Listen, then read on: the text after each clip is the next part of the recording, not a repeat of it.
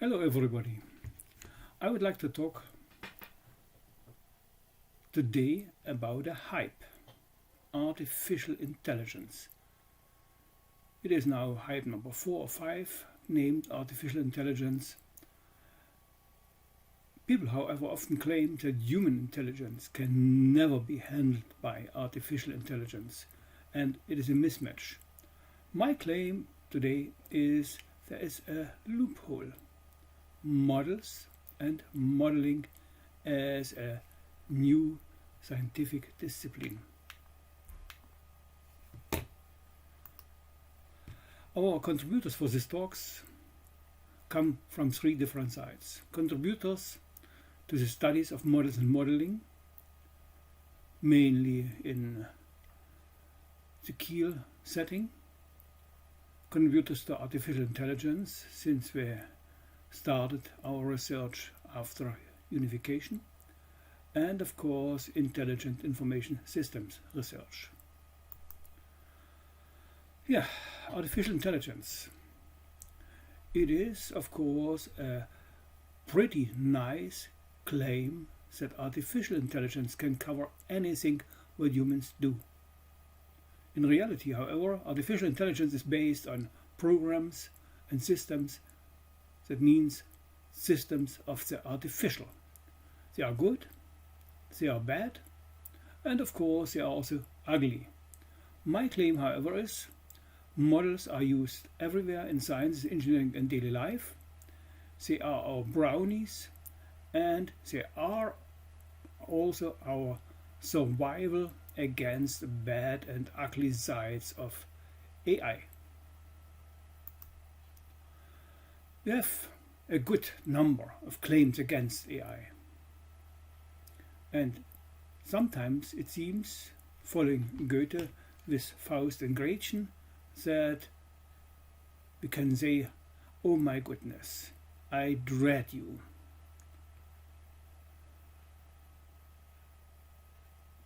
A Russian leader said recently AI 4.0 is without feelings, without heart, without compassion, without conscience. And I would also add to this, without any kind of ethics. For this reason, maybe we should consider it in a completely different way, and we should handle it this way. That means in this case, we should now look what is good, what is bad, what can be done much better. Think about maybe the bad sides already given by Stanislav Lem in his Futurological Congress, or without value in use, or AI-driven systems that can handle anything what humans do. All these are claims, and these claims might be not really proper. The real enabler for artificial intelligence was, however, the capacity we have with our computing environments. We have an increase of computing in 18 months, an increase for memory, for a doubling of memory in 15 months, a mass memory increase or doubling in 18 months, and the transition in 18 months. Compared with, let's say, 1955, we have now somehow a computing power that is 2 to the power of 50 better than we have had at that time. And we agree, and we have some kind of increase. And for this reason, we can now handle much bigger problems in our area. However, this increase maybe is not the right thing. First of all, we have had a lot of, let's say, trials to program more intelligent systems. My scene, always forgotten, was maybe one of the best expert systems. We have handled AI architectures. Nowadays we think that deep learning and intelligence in algorithms will help us. So we have now maybe another wave. And I'm claiming that soon we will have another decline, another wave and hype, and maybe we will head to AI 7.0 in the future. AI is a means, a tool for evolving towards system intelligence. Nowadays we claim that AI architectures, expert systems, AI in code, we have some preliminary steps and machine learning can handle anything. And we believe that strong AI will be in future the most important tool we have. However, I claim that machine learning is not really producing truth, but only beliefs, and there are several reasons why it is so. One reason is a simple logical one. Inductive and abductive reasoning does not generate general truth. We have bad data, we have algorithmics, we have meta-algorithmics, and for this reason we cannot handle anything what is there coming there. So maybe AI is only a tool. AI is maybe not the best tool we have.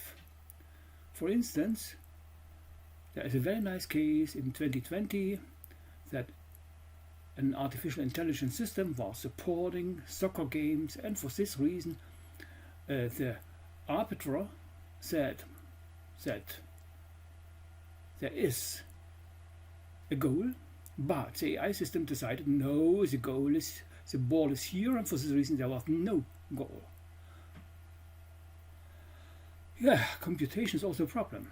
Think about a very nice AI system, let's say, that can now compute how I would like at an age of 20 years or at an age of 70 years.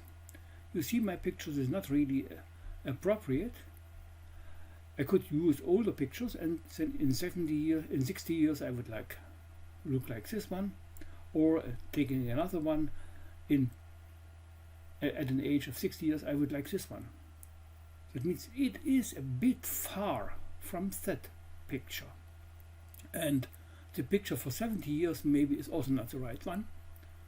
For this reason maybe we should have a proper interpretation what AI can do. And my claim is one of the essential weapons for the future are models. And I would like to tackle this main question of this talk and claiming that models are maybe the best way to handle really artificial intelligence. We can learn what we have reached so far.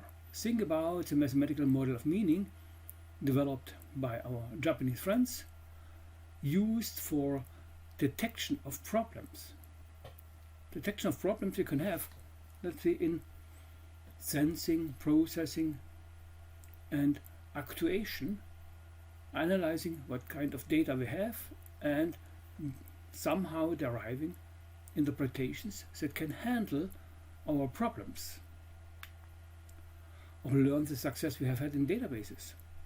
Database design and database development was mainly based on a proper language for designing a database, and using this language we could say, okay, fine, the structure of our database is nothing else as the given structure here. Okay, then in this case we have something like a meta modeling approach. We use some kind of landscaping, telling what we need, and use this landscape for deriving a proper model. For instance, an explanation model, or maybe a model suite that allows us to say what we really need. So we start with a meta landscape. We have a methodology or a meta mold. We have our algorithmics. We have context and background, and we have a problem solution space that allows us to handle a modeling in general, a modeling approach in general. That means we generate a mold or a generic normal model, maybe with some additional operators like a deducibility operator, and in this case we restrict our attention to a model class. Now we can go with this landscape to our knowledge and concepts, to our agenda and mold, have our techniques we can use, have our data, and we get maybe some explanation model suite. That means in this case maybe models are really a proper way to handle it. Models of systems are in general a set of models or a model suite that is nothing else as a well-associated set of models or collection of models with tracers, keepers, abstractions and detalization, and especially also with fault tolerance. Systems can be quite complex, far more complex than we can imagine and handle in a proper way. Look on the right picture, look on the left picture. That means in this case we have to handle systems complexity far beyond about let's say far beyond that what we can reason. That means in this case maybe models are our little helpers to reason on systems complexity if we limit our attention and our tasks to those that can be handled by models. Of course, human intelligence or intelligence in general is a real matter. We can use machine learning as it is stated here, or we can try to understand what is there, not knowing anything. So in this case maybe we have to handle it in a proper way. If we look for human intelligence, then of course there are very different facets even of the problem solving human intelligence. It is special, musical, logical reasoning. We have additionally beyond that something like an intrapersonal or an interpersonal intelligence. And of course also some kind of body intelligence. It means in this case we need to handle a lot of different things at the same time. Okay, we can try to use our reasoning frames. Let's say we go for a positivistic approach using induction and deduction, or we go for maybe a more rationalistic approach using abduction verification. These reasoning frames developed in the past are not sufficient to handle anything what humans can do, but they are somehow supportable at present. A machine has things that a machine can do easily. For instance, to use a machine to generate time series interpretation. That is for a human almost infeasible. However, there are also things that for a human are easy, but for the machine are already very hard. That means in this case we need to know what we have to do here. And human intelligence is also able to draw some conjectures. Think about, for instance, Goldbach's conjecture. The machine so far has been computing, it seems to be that this thing is true for numbers below 4 times 10 to the power of 11. That means in this case maybe we have to handle things in maybe a way that is not only based on machines.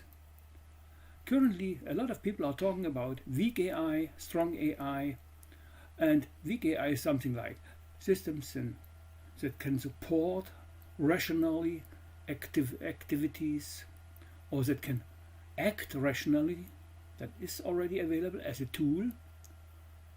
Systems that think rationally, maybe is strong AI, that support like humans, that is somehow the claim that we can do it all the time. Systems that act like humans, that is maybe a very hard task. And systems that think like humans, even if it is claimed, will never happen. There is a reason for that, because of our machines are mainly computing machines, and for this reason computing machines cannot do anything. I will come to this claim back in a minute. We can ask a number of frequent questions. One is, what is the computational power of artificial cognitive systems? And we will realize that our computational power is far less. Think about the old claim of Dorotnitsyn about the numerical analysis of leaks in oil pipelines. Maybe there are different levels of artificial intelligence. What is maybe a level of intelligence, and what is the position of human intelligence with respect to these levels? Is there a general mechanism of intelligence? I claim no. Can fully fledged bodiless intelligence ever exist? That depends on the definition of intelligence. For this reason, maybe we should look a little bit more properly into our technology. The answer could be yes, but not with the current technology and not with the current machine learning or deep mind learning approaches. A cognitive system has a number of properties we have to learn and to realize in our systems. It is energy minimal. My goodness, our computers are not energy minimal at all. It acts interactively and adapts activities to the new situation. It evolves, and it is potentially at least unbounded. With our Turing machine approach, we have no chance to have a full cognitive system. For this reason, we should maybe have or restrict our requirements to real potential good cases. We know so far that we have multiple types of intelligence. One is a creative or success or problem-solving intelligence. I wrote here some parts: linguistic, narrative, verbal intelligence, musical intelligence, abstract intelligence, intuitive intelligence, practical intelligence, and. And in red color, you have now here at least my claim, what has been reached so far. Visual intelligence maybe is already handled partially, maybe it is somehow handleable, because if we know how visual intelligence is somehow supported by our brain. Imagination and intuition is a problematic case. So it means in this case also already with the first kind of intelligence we have already a problem to support properly by tools our human intelligence. A second kind is emotional or social intelligence. So it is, in my understanding in computer science, almost completely neglected. Our machines are somehow stupid things that have no emotions, no social side. And mostly important, our interfaces are developed by some kind of bureaucratic programmers. Only the bureaucracy they have been developing works. We have also a spiritual or existential intelligence that is almost forgotten, and I think it will be never handled by artificial intelligence. We have also body intelligence. I go back to the Nobel Prize winner Eric Kandel with his three-brain theory. We have three brains, and I think this is correct. And body intelligence is one of our vegetative intelligence. And you see here what is necessary, and I have no example yet, what is really possible with such approaches. We have also reproduction intelligence, that is survival intelligence of the species. Viruses, bacteria, and also, of course, animals have their survival intelligence for the species. And this is a complete different kind of intelligence, and our computers maybe can produce other computers as robots, but to survive somehow is far from realizable. I claim, however, that we can use our understanding of human intelligence in a proper form. Models are one of our main instruments. Models are coming even before we can speak. And for this reason we can use models in a proper form. We can claim, for instance, that data mining and machine learning currently is nothing else as blind search. We can use this kind of blind search for pleasing our PhD research or our stakeholders to have some projects, but model-based data mining should go far beyond. Generally, if we go for data mining, that is not even really given in the data mining books. We have nothing else as we select first the model class as a general solution to this kind of problem. For instance, so we say we have linear quadratic functions for regression problems. In this case, we restrict our attention to regression problems. We select the score function and determination condition and determination scenario, then apply this algorithm, and finally we validate the results. So there's nothing else as a meta model of data mining. Meta in the case that it states how data mining is somehow performed. We should, however, consider a little property. Typically, we do not know what we want. Typically, we are even not able to ask the question that is really in our interests. Typically, we can articulate a request. Maybe it is based on our information need. Maybe there is something that is really necessarily demanded. Some information is available, some information could be made available, and for this reason we are typically talking only about a little tiny part in our world of data, maybe potential information or knowledge. That means in this case we have to consider what is real information demand, not anything else.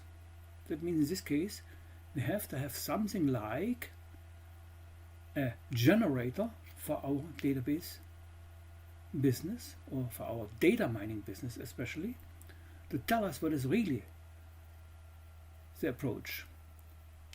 And of course, if we restrict to some kind of problems like regression problems, then in this case we know that only what can be expressed through, let's say, some kind of regression functions is potentially possible for our models. Yeah, artificial intelligence is of course a big claim, but I think we have to classify what we really want, what we really can do, and what we can really do at what moment. And sometimes we claim that our machines are very intelligent.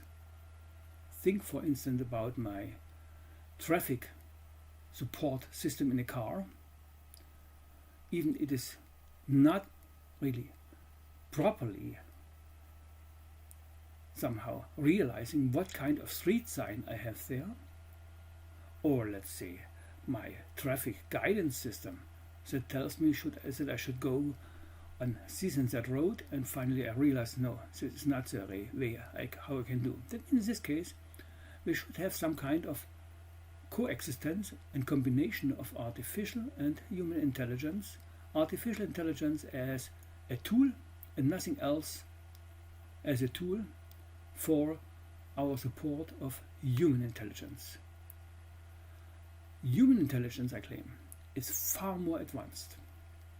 You have seen already the claim what kind of intelligence at least can be observed for humans, and for this reason we should somehow support it in a proper form. Human abilities are far more advanced. Think about a very simple thing. What we can do with our hands as a craftsman. Try to program it.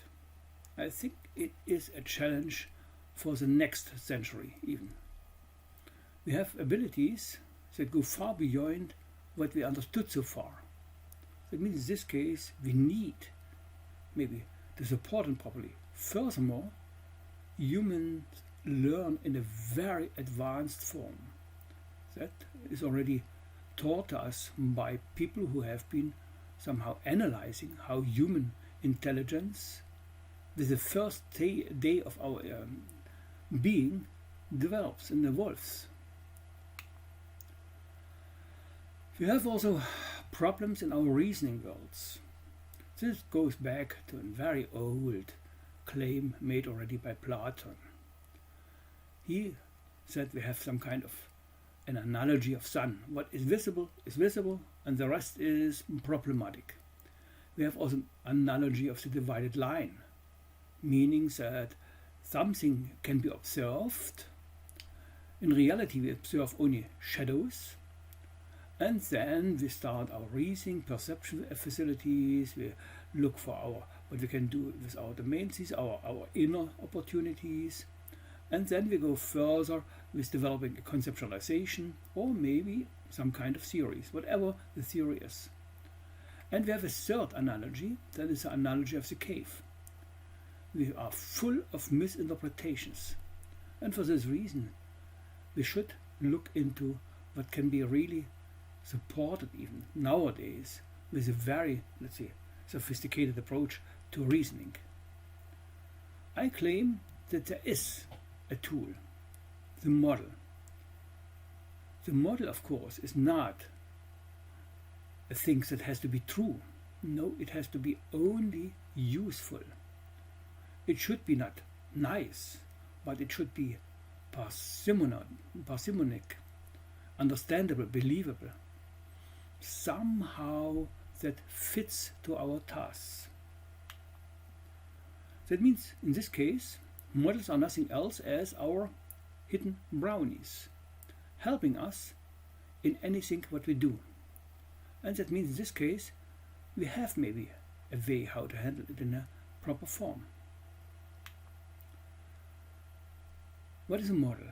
That was a long story of discussions for about 10 years with the book that came out in 2015.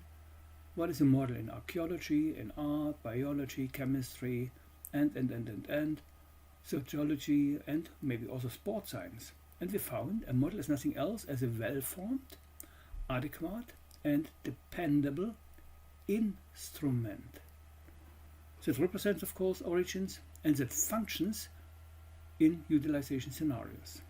So in this case, we have nothing else as some kind of grounding background that is often forgotten to say. We have a context that is also not very often explicitly stated. We have a community of believers or community of practice. We want to use a model in a certain utilization scenario where the model really functions properly, and of course we have some support for that. That means in this case, adequacy means nothing else as the model should be analogous for the set of origins. It should provide means to focus on the task we have really in mind. And of course it should serve according to the purpose. That is often considered as a Stachowiak frame. Stachowiak used here instead of analogy a mapping, instead of focus abstraction, and some kind of pragmatics for purposeful. We have here a far more general setting, and I think it is better to use. However, there is a second thing that we should consider. A model should be useful. That means we can rely on that. That means it should be dependable. Dependable means it should be justified. It should be sufficient in its quality. Justified means in this case you should have some kind of argument calculus why we can believe in that. That means it is corroborated. It should of course be rational, coherent and conform. It should be falsifiable, and it should be stable and plastic, and not there is no need to change a model whenever we change a little bit our set of origins that we have currently in mind. That means in this case a model is a proper tool for usage. If you want to read it in German language, please go to this book, where you have models in archaeology, models in economics, models in electrotechnics, models in mathematics, in medicine and ocean sciences, and also models in sports sciences. I think it is necessary to have in mind a model is a thing, an instrument that can be properly used according of course our abilities to use such thing. Okay, that means in this case we need AI models. Models of our environments, of our artificial systems. We have a lot of other artificial systems beyond that what is considered in artificial intelligence. Models of our real desires and beliefs, and of course also of our abilities. So that means in this case we need to handle those things in a proper form. Okay, now we can ask, will be real human intelligence supported by models? I would claim that we have already managed to use models as enablers, for instance for program development. Even people who program and claim that they never use models have somehow models in their mind, but they don't tell us. Typically a model is then considered as a throwaway technology model, and for this reason nobody will talk about it. We have also models as a result, a material result of our thoughts, and maybe as a plan of our technical solutions. That is already manageable, handleable, and somehow supported. What we need, however, are models of our thoughts, our mental understanding, our world perceptions. That is a story we can currently somehow investigate and partially handle. Models should also support evolution in all its 1001 variations, and of course should be adapted to any kind of culture we have on Earth. That means in this case models should be far more advanced than we can handle so far. And of course we need somehow models also to handle our world. Program generation seems to be a solution, but it's only a very simple meta model that we are using for generating another set of programs based on some kind of data we have been observing and based on models or programs we have been using so far. Will be real human intelligence supported by models? The answer could be yes, but we need to do more. There are many different kinds of models we should consider. I would separate different aspects for models. Models are used for presentation. Models are used for supporting practice. Models are supporting our thinking, that means our computation. And models are also supporting our social being. Models are directed from somebody to somebody. So in this case we have something like models are from person to person, supporting for instance our imagination, our ideas, our intuition. Or they are from person to somehow communities, used as description, declaration, communication, concordance model. And in this case we have now personal models and maybe community models as some kind of sub-categorization.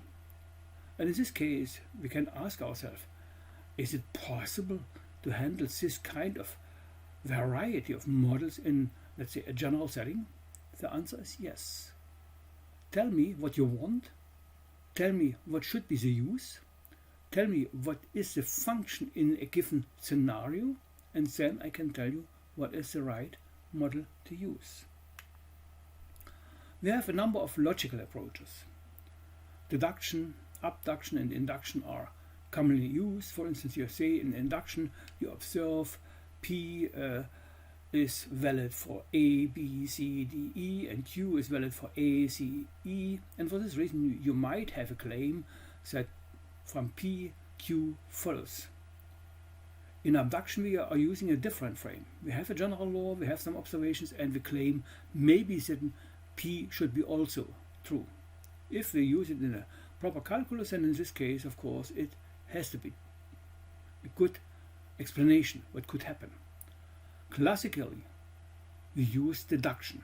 Let's say in the Hilbert setting or in the Gensen setting or whatever you want. In reality, however, our models are based on some kind of inductive, plausible, approximative reasoning. Inductive reasoning means nothing else that we have a knowledge, we have beliefs, we have models, we have data, and maybe we have some kind of deduction system where we can not yet derive our data based on our models and knowledge. Then we need to discover some kind of explanation or formula that is coherent and that allows to explain our data. We can use it also in the way how we can claim in Solomonoff or Kolmogorov induction. So there's nothing else as you use Occam's razor, using the simplest hypothesis. You use some kind of Bayesian approaches, and what you have additionally, you develop a number of hypotheses, and if the hypotheses are somehow supported, then you can stop. Otherwise, you have to start again with some kind of explanation. These are the classical logical approaches. We call it now subduction. There is, of course, the claim that induction is nothing else as simple-minded deduction. That is not true. The type of inference is different, the framework is different, the assumptions are different, the inference rules are different, the results are different, the universal schema is different. Solomonoff was generalizing what Kolmogorov did. You have some kind of universal inference that is completely different. That means in this case you have a correspondence but a number of differences in reasoning. We can, however, do the following trick. We use model classes. Model classes that tell us what is the best way. For instance, if you want to have some kind of regression reasoning, then you have a number of observations for, let's say, the values of x, and then you say, okay, fine, y is determined by the values of x with some little correction. And then in this case, you can say, okay, fine, now we can try to have some kind of, let's say, way to explain through y what is happening with x. That is nothing else as what we use in classical inductive reasoning as well. And then in this case, we can say, okay, fine, we use a model according to some, let's say, proposition, what kind of model class we can use for handling our problems. We have global or local models, we have some fitting criteria, and finally we have maybe something like a model fitting. That means in this case we have maybe advanced algorithms like we used already in AI 1.0, heuristic strategies, greedy strategies, and all the other kinds. I think there are 11 kinds of algorithmic classes or algorithms classes to use this for model fitting. But this is again a solution for our current way. The main essential part is, however, we use something like not a general model but a generic model that has parameters that can be simply adapted like A and B, and then we would have, according to this model class, of course, a proper solution. That means in this case we have nothing else as a generic development. We start with generic models with our beliefs, and we generate whatever is necessary. Our beliefs, our generics is based on a deep model. That means what we have in mind, behind, and don't say even. We select the matrix, and then we use this for having a proposition for the class of generic models we could use. Then we apply our algorithmics, and finally we have a specific model suite for our data space with, of course, some control and selection features supporting it. That is an approach, a methodology or mold. That means in this case you can say, okay, fine. Can we have other molds? Yes, we can have a lot of other molds, and typically humans are using that. That means we need to have more appropriate reasoning facilities. One simple thing that can be partially supported is causal reasoning modeling. That means in this case we go for a certain task, a certain scenario, and then we develop, let's say, mainly some kind of implications, maybe based on inductive reasoning, maybe based on some kind of justification-backed truth maintenance, with our assertions, with our justifications, somehow try to detect causal relationships, have methods, whether the causal relationship we have been detecting is an appropriate one. And then we say, okay, fine, in our environment we can now derive some hypothesis. This is nothing else as an application of the classical deduction approach. There are more advanced approaches, developed already in AI 1.0, almost nowadays forgotten. These are non-monadic reasoning approaches. We have had at that time already deep learning with model suites. We have also retrospective reasoning going back to what we currently observe. And that means in this case we might use for model-based reasoning at least these different reasoning methods. That is not sufficient, but it is an approach. Recently I have been talking about plausible and approximative reasoning. These are completely different reasoning approaches, but very natural for humans. Okay, so far we can use, for instance, models for inductive learning, deriving explanations.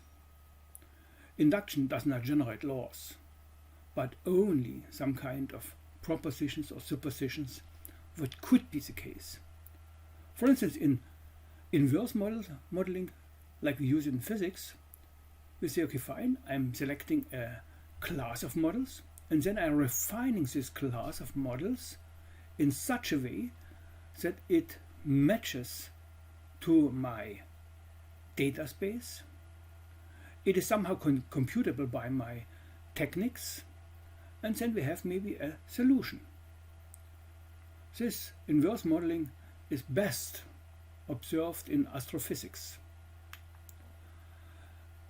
Classically, and this is one of the big issues I learned in Moscow, is pattern-based induction. For instance, we observe now, let's say more concrete, some p values, some q values. We observe also some negative values, and in this case we can claim I have an explanation that from q follows p. I could also have another explanation. I could say whenever x is odd, then in this case p and q are equivalent. I think this formula has a higher explanation power than this restriction with to odd values, and for this reason this formula maybe is less convenient. Okay, that means in this case we can use the most appropriate pattern. This is similar to Occam's razor, Kolmogorov and Solomonov restrictions. We can also use modeling for evidence-based proxy modeling and reasoning. We use mental models that represent acceptable possibilities. They are driven by our shadows or by our observations, so they are proxy driven. And we maybe have to realize that our models represent only what has been observed so far and not what is false or what cannot be observed.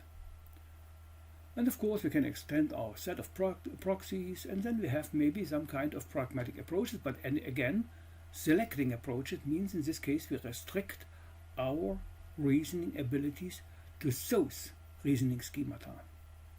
That means in this case we use our, let's say, facilities we have. That is a completely different approach than the classical deductive approach or the algorithmic approach.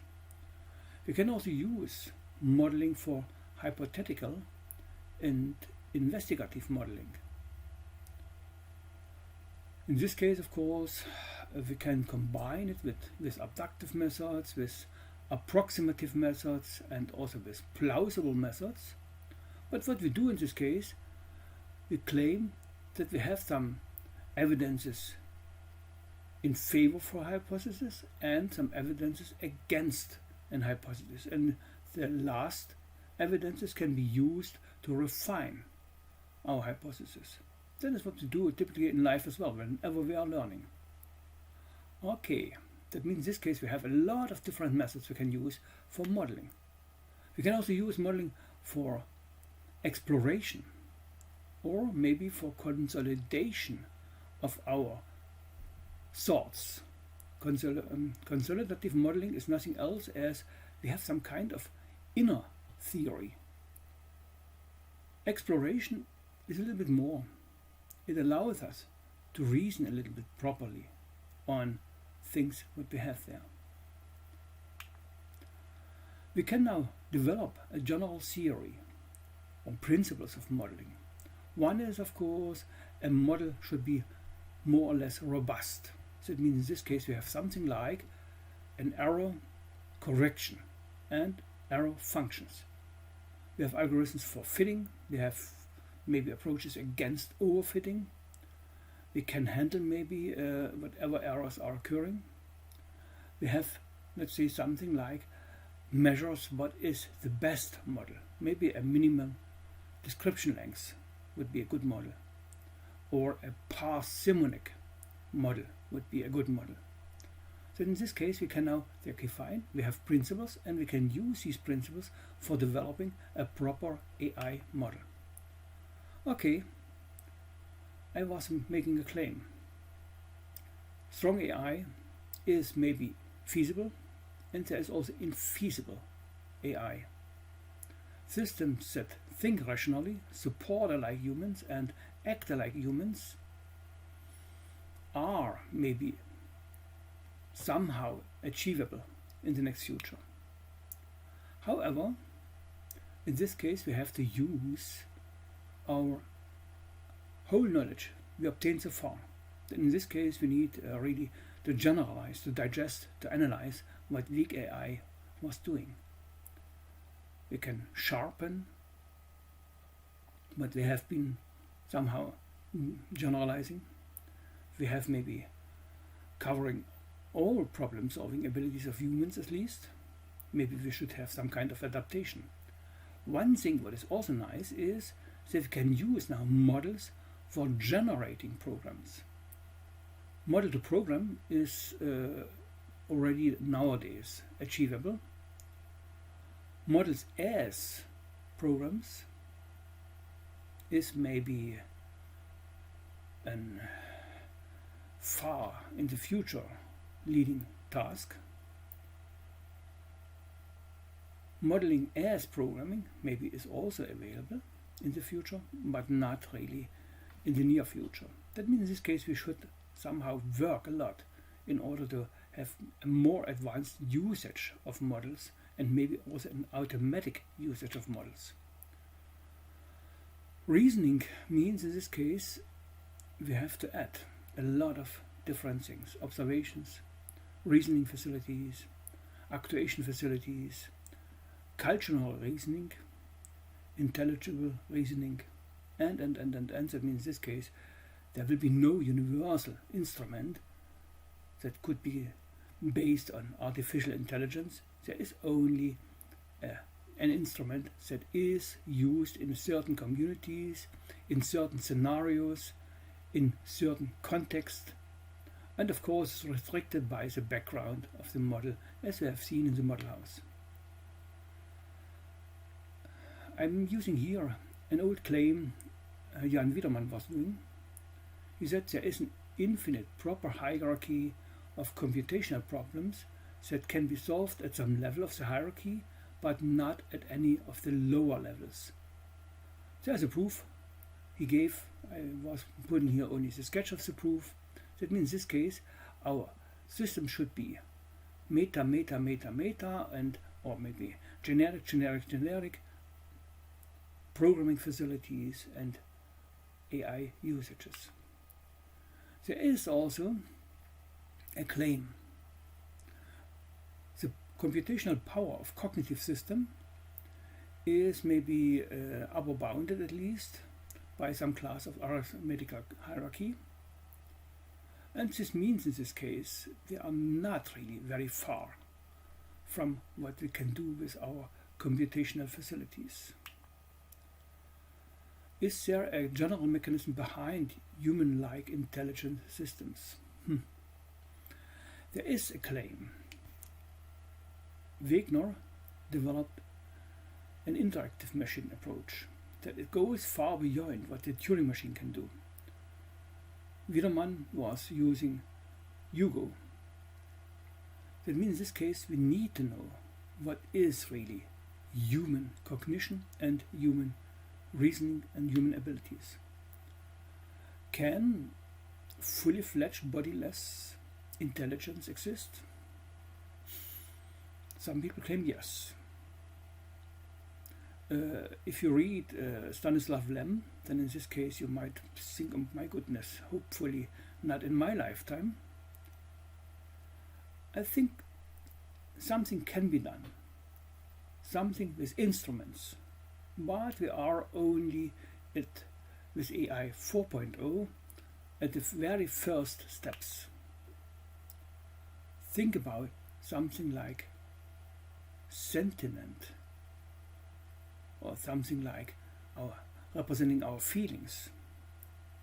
We realized, for instance, that smart dust has a lot of communication features, but the smart dust the Americans distributed in the Iraqi desert, they are not working. After 1 month they have been spread because of battery problems. That means in this case we need to have maybe a much better mechanism. There's also another thing that can be explained by functions of intelligent systems. Intelligent systems have something like an observation function. They have also cognition functions and they have execution functions. Let's abstract from the survival function and maybe from the body function. Then in this case we have a number of ways how to build such a system, with a proper observer, with a proper reasoner, with a proper executor. But this is a lot of work we have to do in the next future. For this reason I claim everything on its place. Intelligent instruments are nice. Artificial intelligence is nothing else as an intelligent instrument and nothing else. That means in this case we have now to limit our reasoning in a proper form. My claim is that we use models anyway for our survival, for our normal life in all spheres, and we can use it also in the future. And for this reason models might be the right way to enhance artificial intelligence for a proper instrument development. Of course, also with limitations. Generalizing Wittgenstein, I would say the limits of my models mean the limits of my world. I can also, let's say, be a little bit more negative and say, okay, would you say that software development is more art, or it is a science? It is neither. It is nothing else as a branch of fashion industry. Let me conclude with thanking you, reflecting that we have had models that are very skilled. Think about the very simple thing like this clock of Antikythera. It was great. It was made in the Ptolemaic world view and could forecast all what we see on the there. Or you can also use models for medical research, like for the lung, or you can use models for ecology, or you can use on base models on mathematical formulas, like we do it currently in economics. That means models have a lot of features that are pretty nice and can be handled in a proper form. Thank you. All the best wishes. I hope to see you really in life in the next future. All comments can be given to this email address I have been displaying here.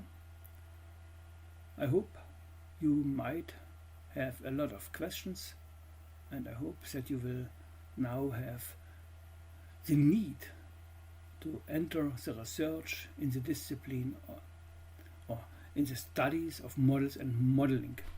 Thank you. Bye bye.